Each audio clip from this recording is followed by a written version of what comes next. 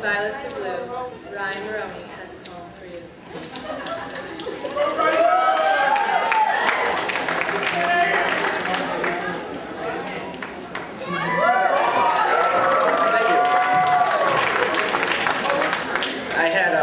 I wrote a few poems which I wanted to do, and I got to practice, and I realized I didn't have an introduction. So I needed one. So first one's called The Stage. I stand up above you with my stomach sunk low, trying my best to amaze you with some scribbles I wrote. Just me and this microphone, no beat and no sound, singled out, completely alone, but I will still stay my ground. I'll twist all your thoughts and make your minds run screwy, write the greatest of plots, because that's what I can do, see? I am quite alone, as I've already said, but I can make this a twilight zone. I am the king of my own head. Let me tell you of two lovers in mayhap's world creation, or how one saved another, and last, man's realization. If you should object, and wish my tongue be caged, then please speak now of the subject. I'll let my matter engage. First poem is called A Love Poem, and contrary to most love poems, it's not that loving. I love you, my darling. I love you, my dear. Each the other whispered into the other's ear. He kissed her so gracefully, she touches him so soft, holding her so closely, I need not tell you all clothes were doffed. They did look so loving, heartfelt to its core, how he had begun lulling her until she began to snore. What a lovely picture, and what a beautiful life, as that man ventures back home to his wife.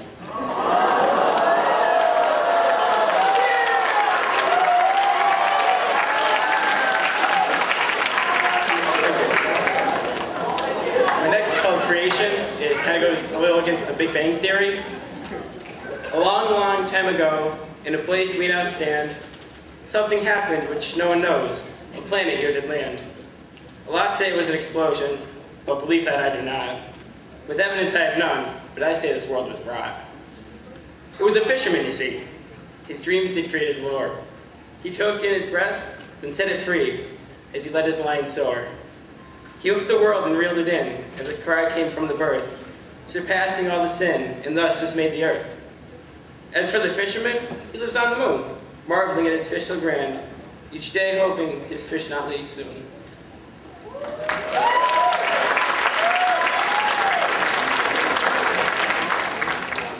My next is called How I Saved Her, and it's basically the karma of a crook. How I saved her was all the devil's angelic plan. How I saved her made myself a dead man. She had hair of blondish brown and eyes of darkened green. She dropped her ticket on the ground, so I took it and left the scene. I got right on her plane, to a place she'll never know. But my punishment sure came, in hell where most crooks go. For as the plane crashed down, and my whole life became a blur, I made just a single sound. This is how I saved her.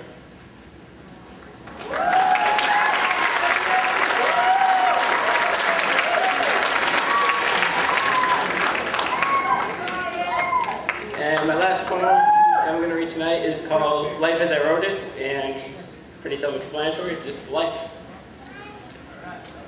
A boy of 7 opens his eyes. He's dreamy and young, seeing his whole life ride the beautiful song first breath had sung.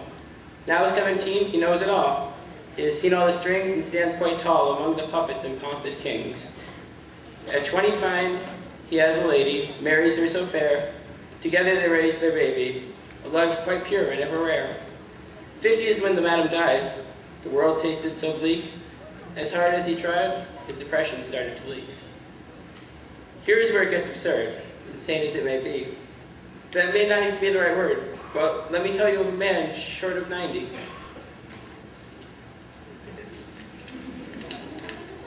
He's old and frail, a smell of mothballs in the air, as he tells his tale from the beginning where his boat set sail. Right before this man passed, he realized what it meant to live. As dumb, and how dumb he was in his past, and all that he would give. To have one new moment, one new sound, to live, grasp, and own it, and all that he missed while looking at the ground. I'll tell you this, he heard something new, as death began to ensue. He heard a million tiny bells, chiming his name in one last earthly farewell.